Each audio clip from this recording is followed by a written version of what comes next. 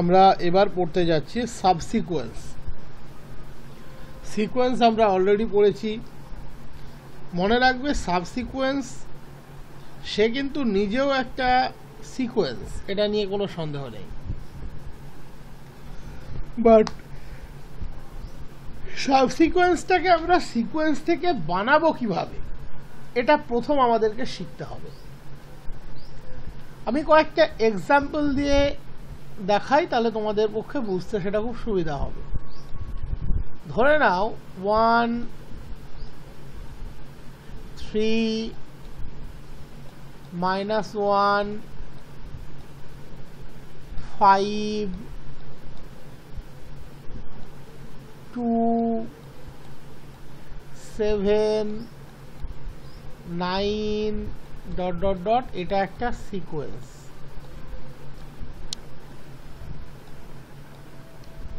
-1 3 5 7 ... এটা কিন্তু কোনোদিনই এর সাবসিকোয়েন্স নয়।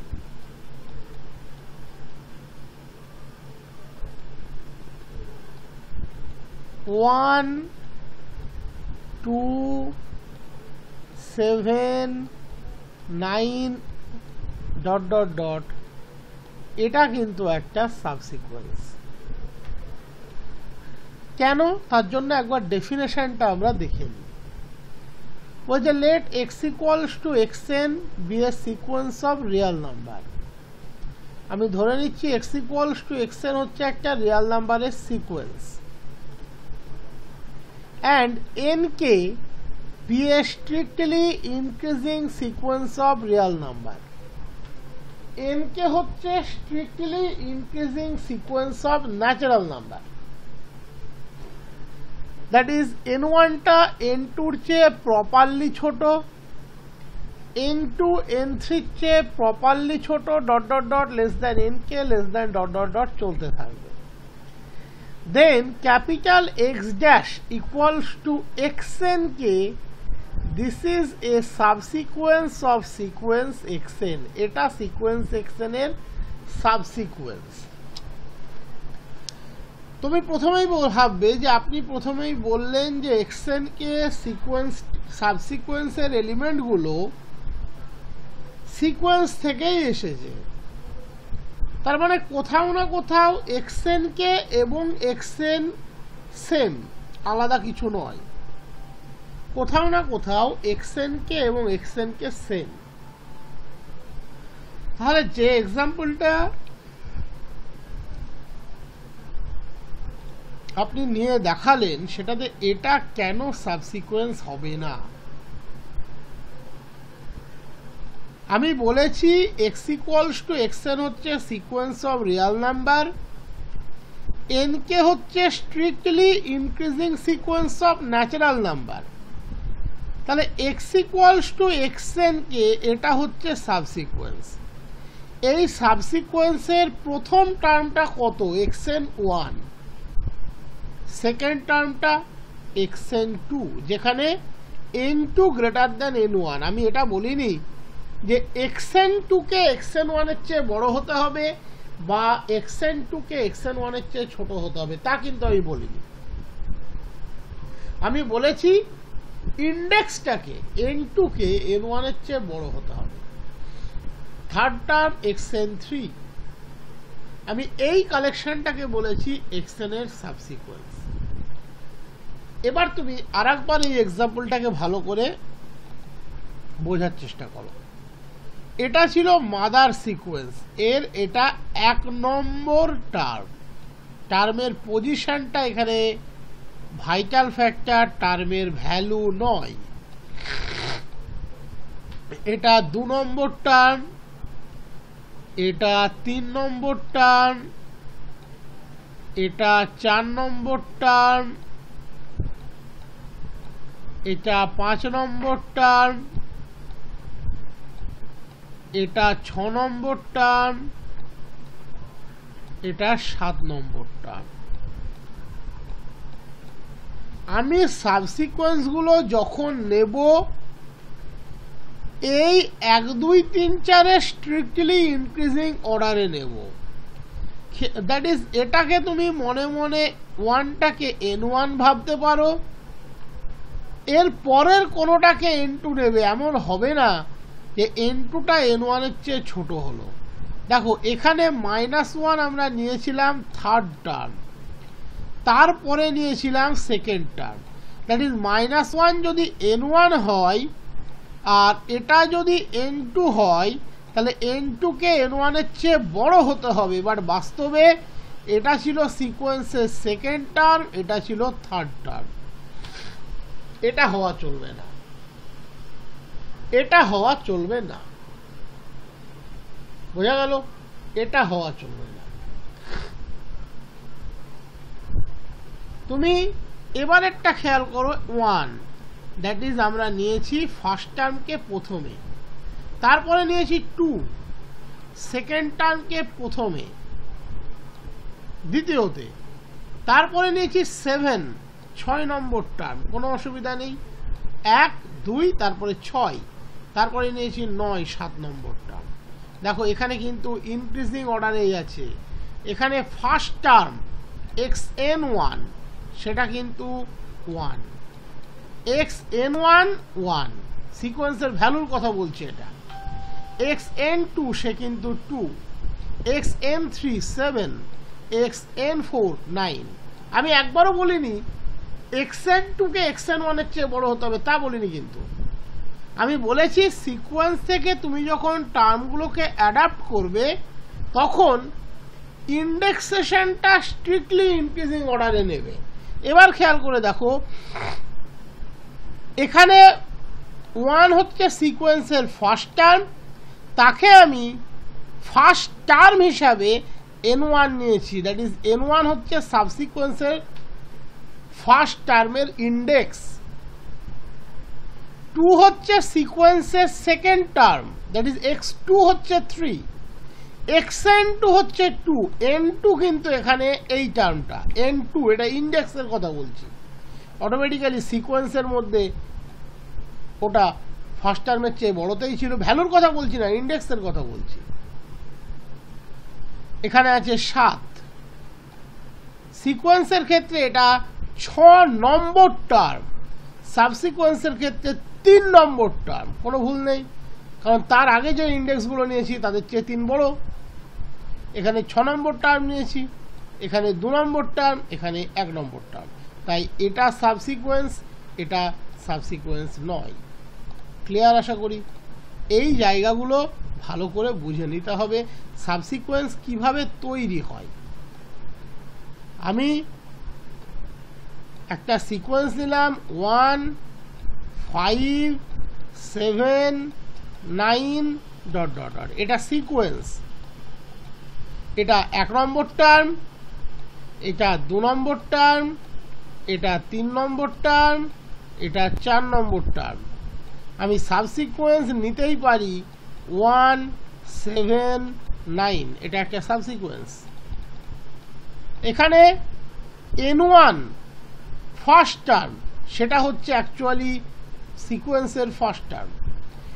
n2 ইন্ডেক্সেশন, সাবসিকোয়েন্সের সেকেন্ড টার্ম, সিকোয়েন্সের থার্ড টার্ম, ভ্যালুর কথা বলছি না। n3 যেটা সাবসিকোয়েন্সের থার্ড টার্ম 9কে ডিনোট করছে, সেটা সিকোয়েন্সের ফোর্থ টার্ম। দ্যাট ইজ এটা সিকোয়েন্সের ফার্স্ট টার্ম n1 1, n1 1 মানে ফার্স্ট টার্মের ক্ষেত্রে 1 এর কথা বলছি, এই 1 এর কথা বলছি, এই 1 নয় কিন্তু। ওকে, n2 7 অ্যাকচুয়ালি সেটা সিকোয়েন্সের ক্ষেত্রে 3 থার্ড টার্ম। n3 যার ভ্যালুটা 9 সিকোয়েন্স সাবসিকোয়েন্সের থার্ড টার্ম, সিকোয়েন্সের ক্ষেত্রে ফোর্থ টার্ম। That is 1, n1টা 1, n2টা 3, n3টা 4। তার মানে n1 n2 n3 ইনক্রিজিং অর্ডারে আছে, এটা সাবসিকোয়েন্স। একই রকমভাবে 5 7 9 ... এটাও কিন্তু একটা সাবসিকোয়েন্স। সিকোয়েন্সের ফার্স্ট টার্ম 5, সাবসিকোয়েন্সের ফার্স্ট টার্ম 5, সিকোয়েন্সের second term.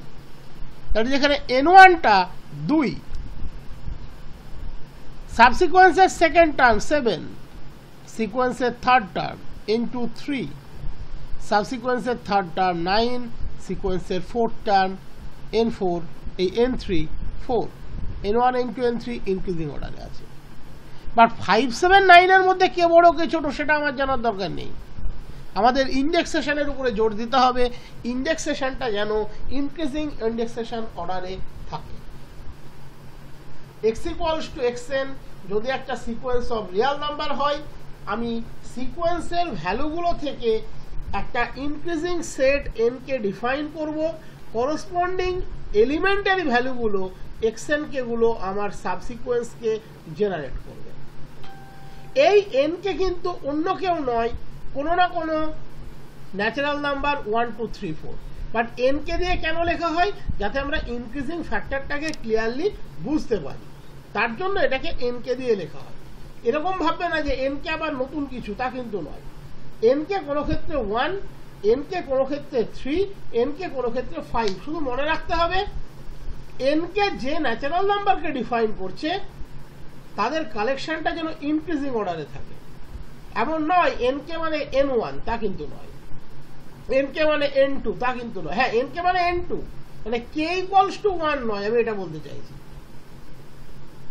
n K increasing sequence of natural number, n কে নিজেই ন্যাচারাল নাম্বার।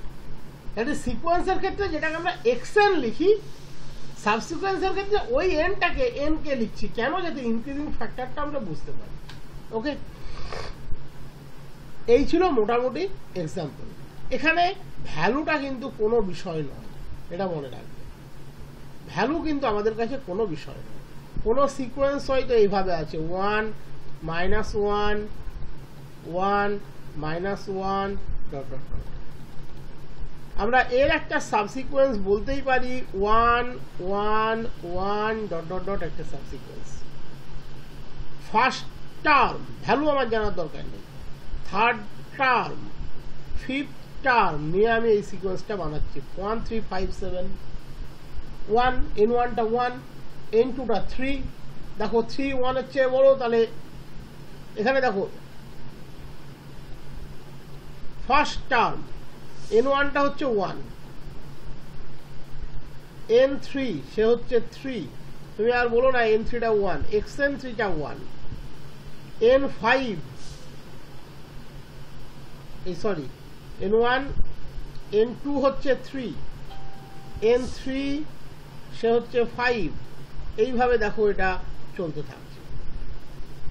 n1 1 সিকোয়েন্সের ফার্স্ট টার্ম, n2 3 সিকোয়েন্সের থার্ড টার্ম নিয়েছি, n3 সিকোয়েন্সের ফিফথ টার্ম নিয়েছি। তাহলে অটোমেটিক্যালি 3 1 এর চেয়ে বড়, তাহলে n2 গ্রেটার দেন n1। 5 3 এর চেয়ে বড়, n3 greater than n2, but তাদের ফাংশনাল ভ্যালুগুলো একই, সেটা হতেই পারে। আমার এখানে ফাংশনাল ভ্যালুর সাথে কিছু নেই। একই রকম ভাবে আমরা -1 -1 -1 ডট ডট ডট এটাকে একটা সাবসিকোয়েন্স বলতে পারি। n2 -1 সরি, মানে সিকোয়েন্সের সেকেন্ড টার্ম n1 -1, সিকোয়েন্সের কিন্তু 2 নম্বর টার্ম। এটা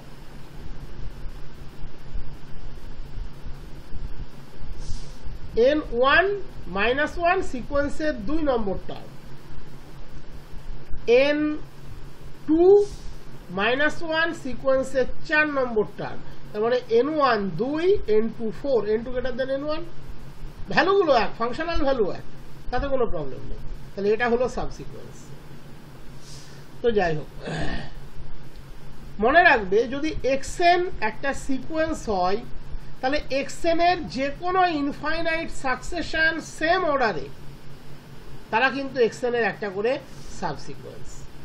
বলে যে if xn be a sequence, then any infinite succession of xn in the same order as they appear in xn is called the subsequence of xn.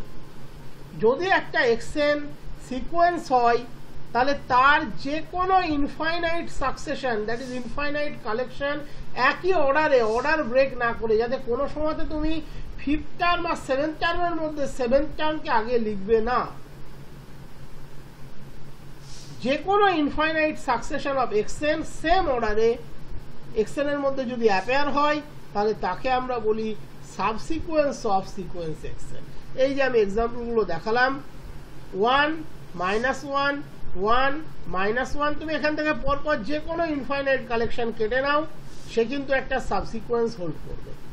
But তুমি কখনো এরকম করবে না যে 1 3 6 9 থেকে গেল, তুমি হঠাৎ করে লিখে দিলে 1 9 6। এই যে তুমি অ্যারেঞ্জমেন্টকে ব্রেক করলে 6 আর 9 এর, তাহলে কিন্তু সাবসিকোয়েন্স হবে না। আদারওয়াইজ তুমি ইনফাইনাইট সাকসেশন যদি ব্রেক না করো অর্ডার, তাহলে অলওয়েজ তুমি ইনফাইনাইট নাম্বার অফ সাবসিকোয়েন্স পাবে, এটা নিয়ে কোনো সন্দেহ নেই। কম্পোজিশন দিয়েও এই ডেফিনেশনটাকে আমরা দিতে পারি কিভাবে? If x from N to R be any real sequence of function. সাধারণত আমরা সিকোয়েন্সের ডেফিনেশনে বলেইছিলাম, আমরা যেহেতু রিয়াল সিকোয়েন্সগুলো পড়ছি, আমাদের সকলের ক্ষেত্রে এখানে ডোমেনটা এন এবং তার কোডোমেনটা হচ্ছে আর। আর এন যদি এন টু এন একটা ফাংশন আমরা ডিফাইন করি such that n equals to nk, that is n হচ্ছে সিকোয়েন্স অফ ন্যাচারাল নাম্বার এবং n এর সিকোয়েন্সটা ইনক্রিজিং অর্ডারে আছে, যেখানে n1 less than n2 less than nk dot dot dot চলতে থাকবে। তাহলে এই x এবং n এর কম্পোজিশনটা অবশ্যই একটা ম্যাপিং n টু r এবং সে হচ্ছে সাবসিকোয়েন্স। এটা কি বলতে চাইছে আমি ক্লিয়ারলি বুঝিয়ে দিচ্ছি, তোমরা প্রত্যেকেই কম্পোজিশন অফ ম্যাপিং অলওয়েজ পড়েছো। এখানে বলতে চাওয়া হচ্ছে, তুমি প্রথমে সাপোজ এটাকে সেট অফ ন্যাচারাল নাম্বার ধরে নাও, সাপোজ এটাকে ধরে নাও সেট অফ রিয়াল নাম্বার, ওকে। তাহলে এক্স একটা ম্যাপিং, সে হচ্ছে N to R, N two N একটা অ্যানাদার ম্যাপিং ডিফাইন করা আছে, সেটা হচ্ছে এন। কিভাবে না, এন কে যেটা তুমি ডিফাইন করছো, সে কিন্তু ইনক্রিজিং অর্ডারে আছে, সে কিন্তু ইনক্রিজিং অর্ডারে আছে, সে ইনক্রিজিং অর্ডারে আছে। দ্যাট ইজ এই ন্যাচারাল নাম্বার কালেকশনের, সে যে কোনো ন্যাচারাল নাম্বারকে কিন্তু আমরা কালেক্ট করব না, আমরা কালেক্ট করব যদি সেটা ইনক্রিজিং অর্ডারে থাকে। দেখা যাচ্ছে 1527, তাকে আমরা কালেক্ট করব না, আমরা 1257 এইভাবে যদি থাকে তাকে কালেক্ট করব। তাহলে কম্পোজিশন ম্যাপিংটা আমরা কি পাচ্ছি? N to R x compose N, এটাকে আমরা বলবো সাবসিকোয়েন্স, এটাকে আমরা বলবো সাবসিকোয়েন্স। এই হলো সোজা হিসেব, ওকে। তাহলে তুমি হিসাবটা একটু আরেকভাবে অন্যভাবে ভেবে দেখো, যেভাবে তোমরা ম্যাপিং তৈরি করতে অভ্যস্ত, আমার মনে হয় তোমাদের ক্ষেত্রে এটা বেশি সুবিধা হবে। তাহলে সেক্ষেত্রে আমি এনটাকে প্রথমে ডিফাইন করি, এনকে, এক্সটাকে ডিফাইন করছি যেভাবে তোমরা অভ্যস্ত আর কি, এইভাবে তোমরা বেশি অভ্যস্ত। আর তাহলে আমরা কি জানি, এটা হলো আর। তাহলে আমরা কি জানি, এখান থেকে এখানে ম্যাপিংটা হচ্ছে এনকে, এখান থেকে এখানে ম্যাপিং, মানে এটা আমরা এনকে লিখি না, এন লিখি, আর এখানে হচ্ছে এক্স। তাহলে এক্স কম্পোজ এন, এখান থেকে আমরা জানি এখান থেকে এখানে যদি এফ হয়, এখান থেকে এখানে যদি ম্যাপিংটা জি হয়, তাহলে এখান থেকে এখানে আমরা কি নিয়ে আসি, জি কম্পোজ এফ, তাই তো।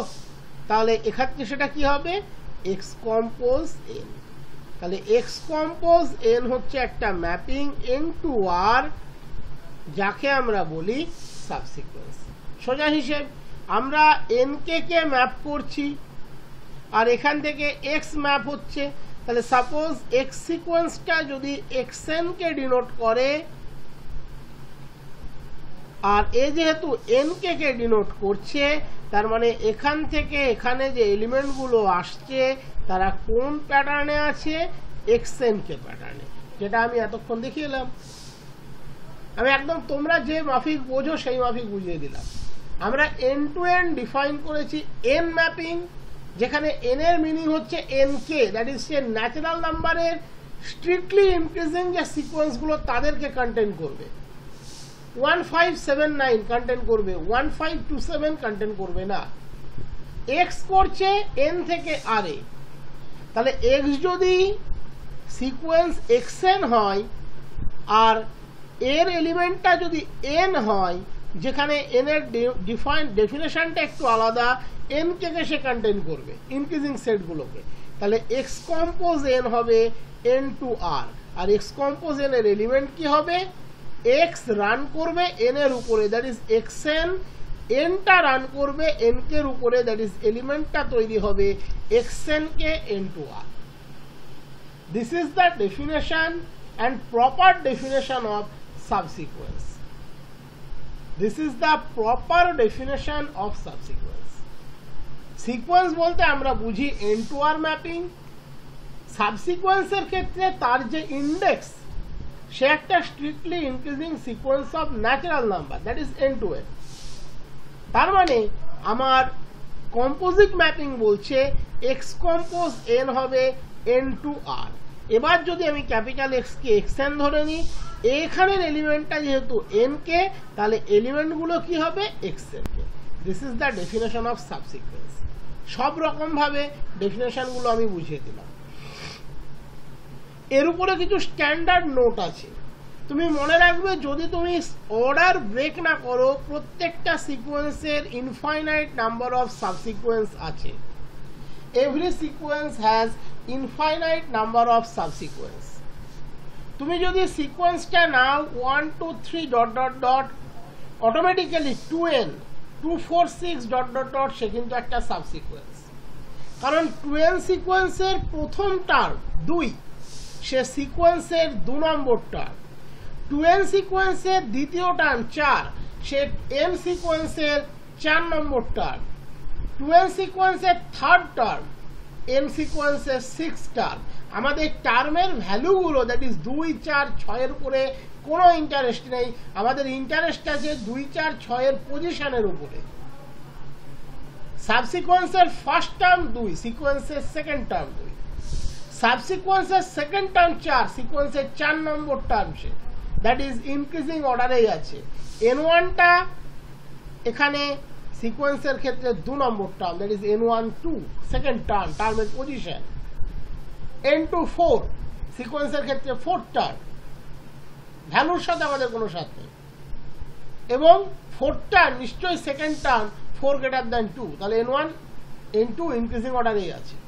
n স্কোয়ার 1 4 9 6 1 সিকোয়েন্সের ফার্স্ট টার্ম n1 1, 4 সিকোয়েন্সের fourth term n4 4, sorry n2 4, 9 সাবসিকোয়েন্সের থার্ড টার্ম n3, বাট সিকোয়েন্সের সে 9th টার্ম, তার মানে n3 9, n1 1 n2 4 n3 9, তার মানে ইনক্রিজিং অর্ডার আছে সাবসিকোয়েন্স। n প্রাইম, যদি প্রাইম কালেকশন নিয়ে আমরা একটা সাবসিকোয়েন্স তৈরি করি 2 3 5 7 11, n1 সাবসিকোয়েন্সের first term 2, xn1 2, n1 1, এই সরি n1 2, n1 হচ্ছে 2, মানে সিকোয়েন্সের 2 নম্বর টার্ম। সাবসিকোয়েন্সের দ্বিতীয় টার্ম 3,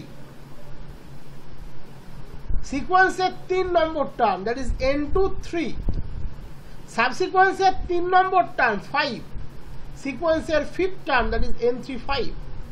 তার মানে n এর সিকোয়েন্সটা, ইন্ডেক্সের সিকোয়েন্সটা ইনক্রিজিং অর্ডারে আছে। এরকম ভাবে তুমি ইনফাইনাইট নাম্বার অফ সাবসিকোয়েন্স তৈরি করতে পারো।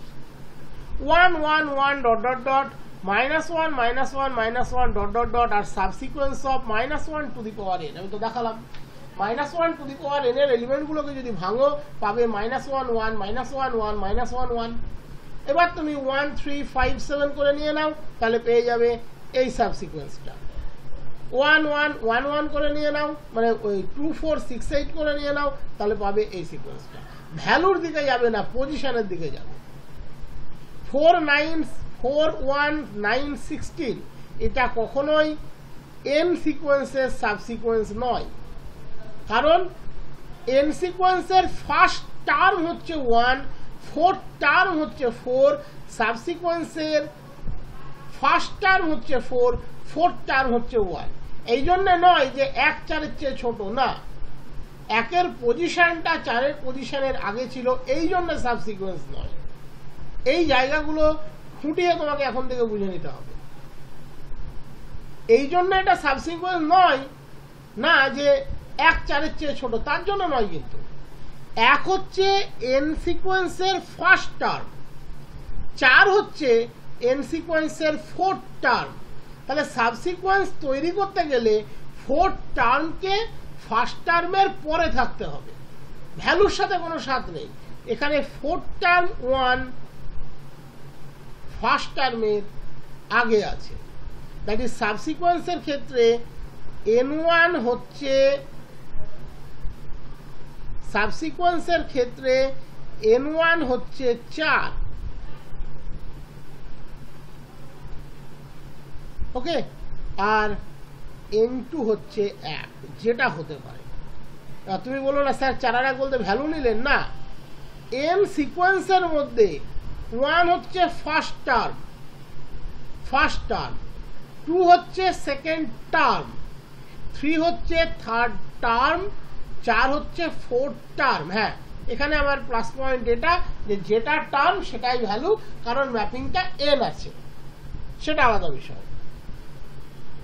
তাহলে সাবসিকোয়েন্সের ক্ষেত্রে n1 xn1 হচ্ছে 4,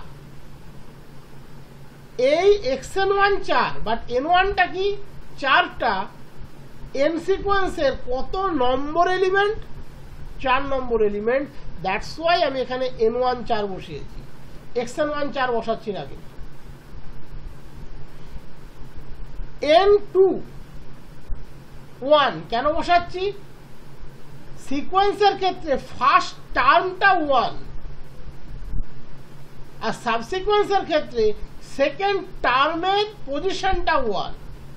সিকোয়েন্সের ক্ষেত্রে এবং সাবসিকোয়েন্সের ক্ষেত্রে, সিকোয়েন্সের ক্ষেত্রে ফার্স্ট টার্ম এবং ফার্স্ট টার্মের পজিশন দুটোই 1, সাবসিকোয়েন্সের ক্ষেত্রে সেকেন্ড টার্ম এবং সেকেন্ড টার্মের পজিশন দুটো কিন্তু 1 নয়। সেকেন্ড টার্ম 1, সেকেন্ড টার্মের পজিশনও 1, কারণ ম্যাপিংটা তো এর। তাহলে এখানে টার্মের কারণে আমরা বলছি এটা কিন্তু সাবসিকোয়েন্স নয়। বিষয়টা জড়িয়ে গেল, আমি একটু ক্ল্যারিফাই করে দিই, তাহলে তোমাদের আরো বুঝতে সুবিধা হবে।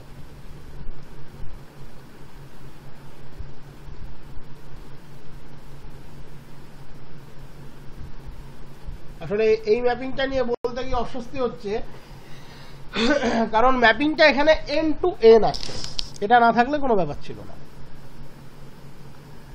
দেখো এখানে সিকোয়েন্সটা আছে xn ইকুয়ালস টু n। আগে সিকোয়েন্সটা নিয়ে বলি, তাহলে বুঝতে সুবিধা হবে। তার মানে x1 হচ্ছে 1, মানে এটা কিন্তু ফার্স্ট টার্ম।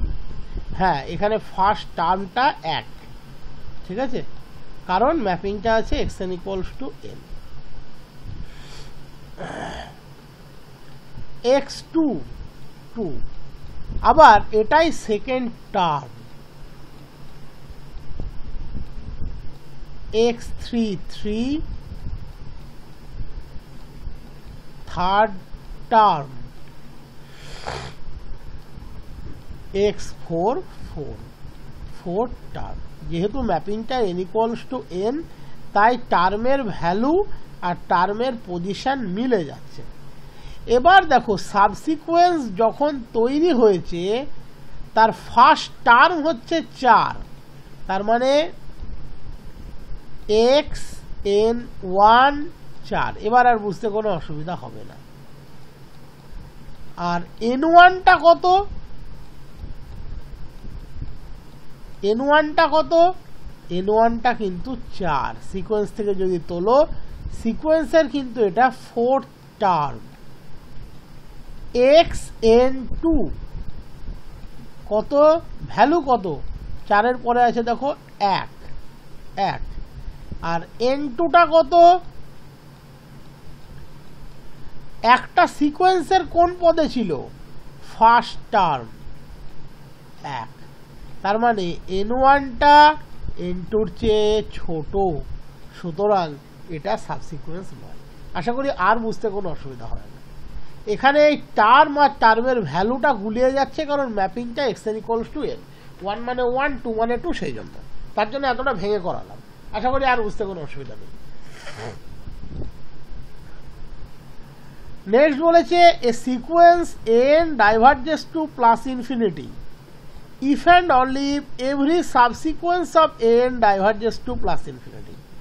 মনে রাখবে কোনো সিকোয়েন্স যদি প্লাস ইনফিনিটিতে ডাইভার্জ করে, তার যত সাবসিকোয়েন্স তুমি নাও না কেন, সেই সাবসিকোয়েন্সের কালেকশনটা যদি ইনফাইনাইট হয়, তারা প্রত্যেকে ইন্ডিভিজুয়ালি প্লাস ইনফিনিটিতে ডাইভার্জ করবে। একই রকমভাবে কোনো সিকোয়েন্সের সমস্ত সাবসিকোয়েন্স যদি প্লাস ইনফিনিটিতে ডাইভার্স করে, তাহলে সিকোয়েন্স নিজেও প্লাস ইনফিনিটিতে ডাইভার্স করবে, এবং সেটা মাইনাস ইনফিনিটির জন্যও true. That is a sequence n diverges to minus infinity if and only if every subsequence of n diverges to minus infinity। কোনো সিকোয়েন্স যদি মাইনাস ইনফিনিটিতে ডাইভার্স করে, তার সমস্ত সাবসিকোয়েন্স মাইনাস ইনফিনিটিতে ডাইভার্স করবে, এবং কোনো সিকোয়েন্সের সমস্ত সাবসিকোয়েন্স যদি মাইনাস ইনফিনিটিতে ডাইভার্স করে, সিকোয়েন্স নিজেও মাইনাস ইনফিনিটিতে ডাইভার্স করবে। কোনো সিকোয়েন্স যদি লিমিট এক্সিস্ট করে, তাহলে জানবে তার প্রত্যেকটা সাবসিকোয়েন্সেরও লিমিট এক্সিস্ট করবে এবং লিমিট সেম হবে। If A sequence an converges to l, then every subsequence of n converges to l। কোনো সিকোয়েন্সের যদি লিমিট এক্সিস্ট করে, তাহলে তার প্রত্যেকটা সাবসিকোয়েন্সের লিমিট এক্সিস্ট করবে এবং লিমিট সেম হবে। বাট উল্টোটা কিন্তু সত্যি নয়। কোনো সিকোয়েন্সের তুমি যদি দেখো যে দুটো সাবসিকোয়েন্সের একই লিমিট, তার মানে সিকোয়েন্সের লিমিট এক্সিস্ট নাও করতে পারে। আমরা সেগুলো আস্তে আস্তে স্টাডি করব। বাট এখানে যেমন প্লাস ইনফিনিটি মাইনাস ইনফিনিটির ক্ষেত্রে if and only if true, that is দুদিক থেকেই ট্রু। এক্সএন প্লাস ইনফিনিটিতে ডাইভার্স করলে তার সমস্ত সাবসিকোয়েন্স প্লাস ইনফিনিটিতে ডাইভার্স করবে, উল্টোটাও সত্যি। বাট এখানে কিন্তু তা বলিনি আমরা। কনভার্জেন্টের ক্ষেত্রে আমরা বললাম কোনো সিকোয়েন্স যদি এলে কনভার্স করে, তার প্রত্যেকটা সাবসিকোয়েন্স এলে কনভার্স করবে। বাট আমরা এর পরে দেখাবো কোনো সিকোয়েন্সের যদি এক বা একাধিক সাবসিকোয়েন্স সেম লিমিটে কনভার্স করে, সিকোয়েন্স কিন্তু তারপরেও ডাইভার্জেন্ট বা কনভার্জেন্ট নয় হতে পারে। এটা আমরা এরপরে ক্লিয়ার করে দেখাবো। ওকে, আশা করি কি বলতে চাইলাম কথাটা ভালো করে বুঝতে পেরেছো। ওকে,